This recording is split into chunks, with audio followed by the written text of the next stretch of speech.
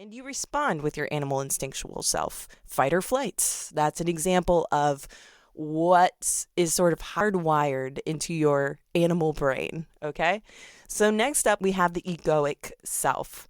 And that self is looking to preserve your social status. So when we look at Maslow's triangle, we're in the middle in that second part of the triangle, which is sandwiched in between the basic needs and the self-actualization sections of that triangle. And the egoic self is trying to preserve your identity and where you belong in your social strata. So the ego is trying to protect what you perceive as your boundaries of what is acceptable in the group that you live in, the society. It also thinks it understands who you are and what rules you need to live by in order to maintain integrity and value.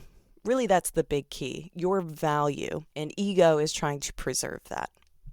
Next up, you have your higher self, and that is the third self that we talk about. And this is the third self that we are learning the language of when it comes to soul abilities, soul work, okay?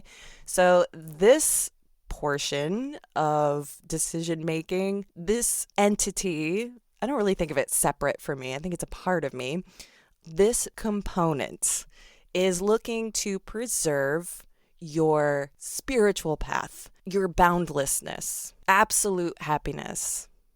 So these are sort of the goals of the higher self in that top point of that Maslow's hierarchy, that self-actualization section of the triangle.